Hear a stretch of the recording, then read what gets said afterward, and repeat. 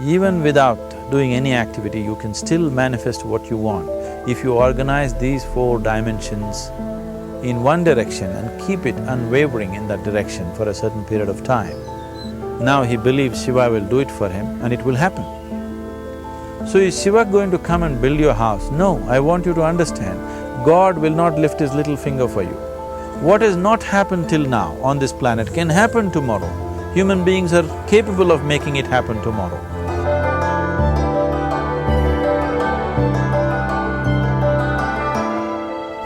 Everything we as human beings have created on this planet was essentially first created in our minds.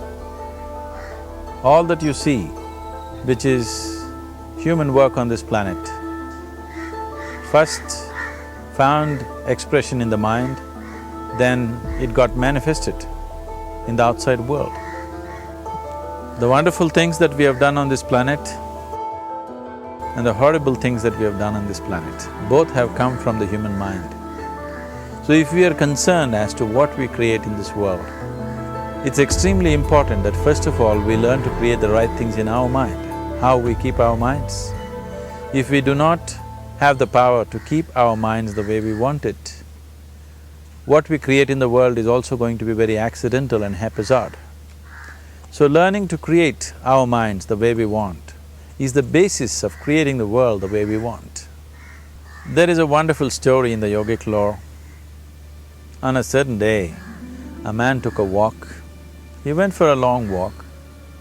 Accidentally, unawares, he walked into paradise. Fortunate, isn't he? He just took a walk and he landed up in paradise. After this long walk, he felt little tired. So he thought, oh, I'm tired, I wish I could rest somewhere.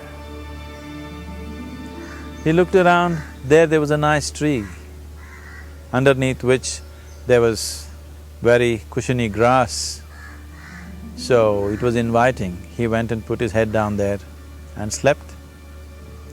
After a few hours he woke up, well rested, and he thought, oh, I'm well rested, but I'm feeling hungry, I wish I had something to eat. And he thought about all the nice things that he ever wanted to eat in his life. And instantly, all those things appeared in front of him. You need to understand, there the service is like that. Hungry people don't ask questions. Food came and he ate. Stomach became full. Then he thought, oh, my stomach is full, I wish I had something to drink. All the nice things that he ever wanted to drink, he thought about it and all of them just appeared in front of him. Drinking people also don't ask questions, so he drank. Now with a little bit of alcohol in him, you know Charles Darwin told you, all of you are monkeys, your tail fell away. Not me, Charles Darwin told you that you were all monkeys and your tail fell away and then you became human. Yes, definitely the tail fell away. But the monkey, in yoga, we always refer to an unestablished mind as markata, which means a monkey. Why we are referring to the mind as a monkey is, what are the qualities of a monkey? One thing about a monkey is, it's unnecessary movement. And another thing about the monkey is, if I say you're monkeying somebody, what does it mean? Imitation. Monkey and imitation have become synonymous. So these two essential qualities of a monkey are very much the qualities of an unestablished mind. Unnecessary movement, you don't have to learn it from the monkey, you can teach it to the monkey. And imitation is full-time job of the mind. So when these two qualities are on, a mind is referred to as a monkey. So this monkey became active within him. He just looked around, thought, what the hell is happening here? I asked for food, food came. I asked for drink, drink came. There must be ghosts around here. and ghosts came. Oh, the ghosts have come, they're going to surround me and torture me, he thought. Immediately the ghosts surrounded him and started torturing him. Then he started screaming in pain and said, oh, they're going to kill me, and he died. Just now he said he's a fortunate being. The problem is he was sitting under a kalpavriksha or a wishing tree. He asked for food, food came, he asked for drink, drink came, he asked for ghost, ghost came, he asked for torture, torture came, he asked for death, death happened. Now don't go looking for these kalpavrukshas in the forest. You can barely find a tree these days. A well-established mind, a mind which is in a state of samyukti, is referred to as a kalpavriksha. If you organize your mind to a certain level of organization, it in turn organizes the whole system. Your body, your emotion, your energies, everything gets organized in that direction. Once all these four dimensions of you, your physical body, your mind, your emotion and the fundamental life energies are organized in one direction, once you are like this, anything that you wish happens without even lifting a little finger actually. It would help to assist it with activity, but even without doing any activity, you can still manifest what you want if you organize these four dimensions in one direction and keep it unwavering in that direction for a certain period of time. Right now the problem with your mind is, every moment it is changing its direction. It is like you want to travel somewhere and every 2 steps if you keep changing your direction, the question of you reaching the destination is very remote unless it happens by chance. So, organizing our minds and in turn organizing the whole system and these four basic dimensions of who you are right now in one direction, if you do this, you are a kalpavruksha yourself.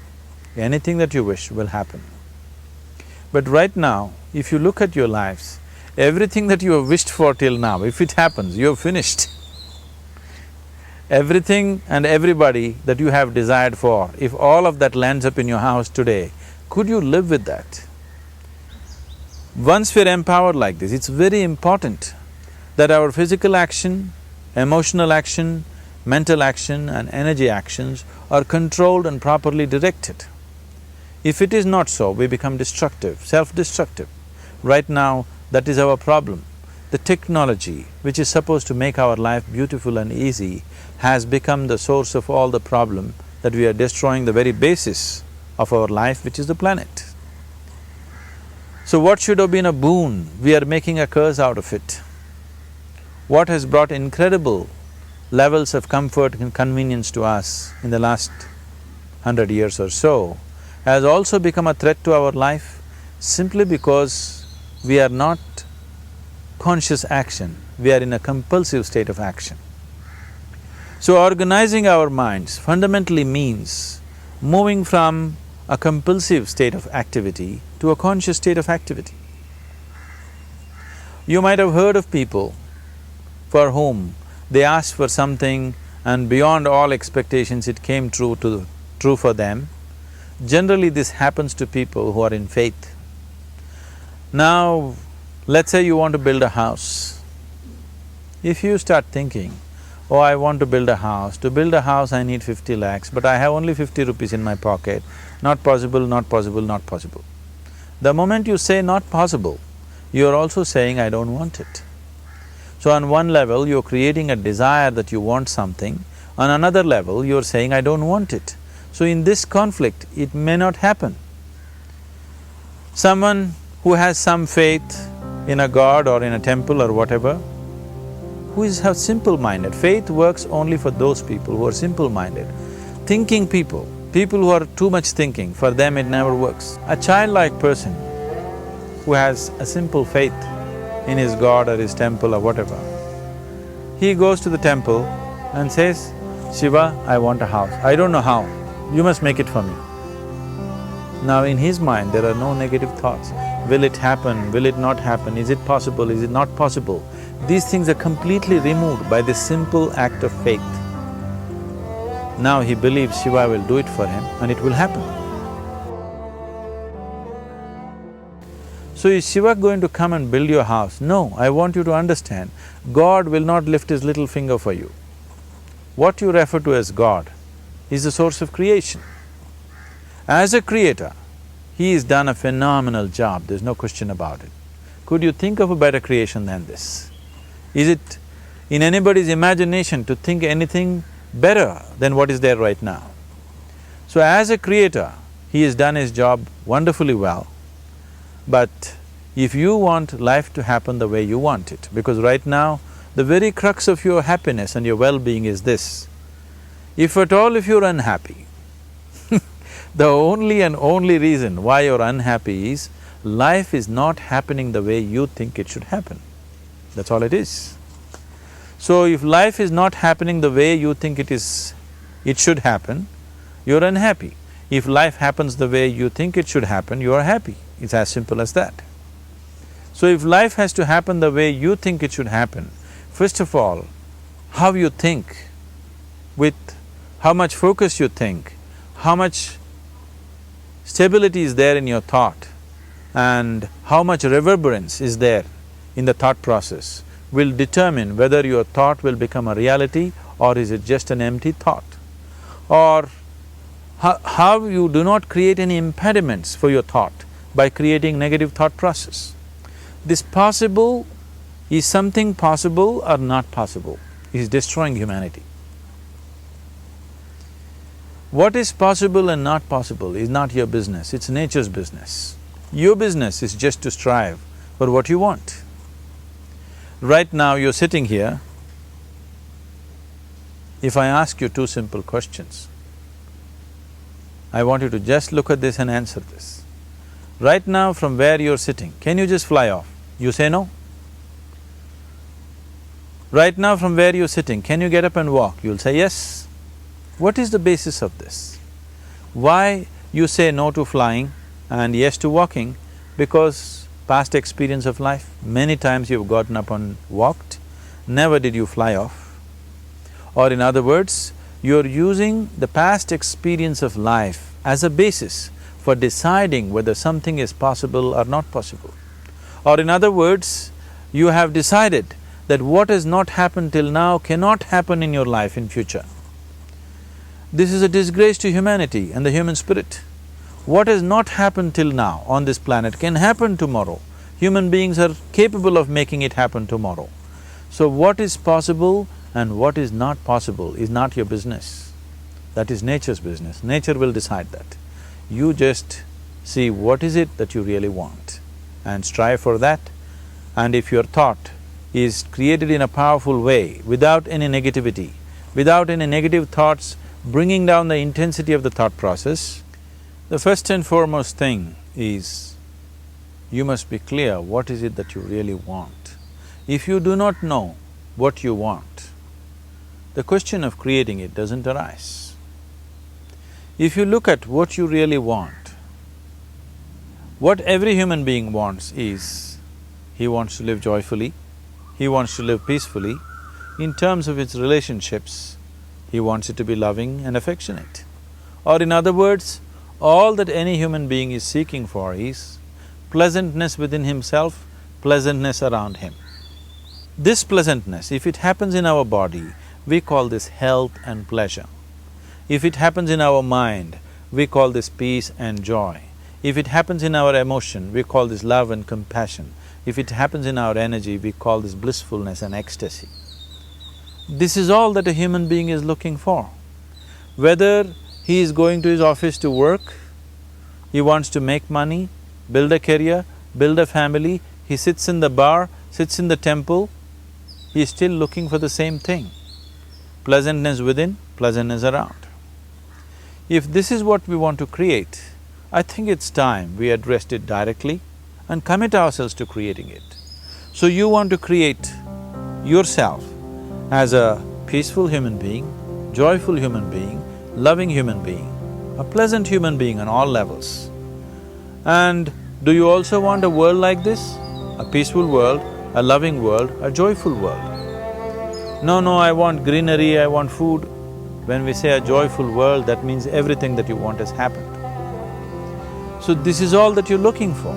So all that you need to do is commit yourself to creating it, to create a peaceful, joyful and loving world, both for yourself and everybody around you. Every day in the morning, if you start your day with this simple thought in your mind, that today, wherever I go, I will create a peaceful, loving and joyful world. If you fall down 100 times in the day, what does it matter? For a committed man, there is no such thing as failure. If you fall down 100 times, 100 lessons to be learnt. If you commit yourself like this to creating what you really care for, now your mind gets organized. Once your mind gets organized, the way you think is the way you feel, your emotion will get organized. Once your thought and emotion is organized, your energies will get organized in the same direction. Once your thought, emotion and energies are organized, your very body will get organized. Once all these four are organized in one direction, your ability to create and manifest what you want is phenomenal. You are the creator in many ways. That which is the source of creation is functioning within you every moment of your life. It is just that, have you kept access to that dimension or not? Organizing the four basic elements of your life will give you that access. There are tools and technologies to do this. The whole science of yoga, the whole technology that we refer to as yoga is just about this, transforming yourself from being just a piece of creation to become a creator.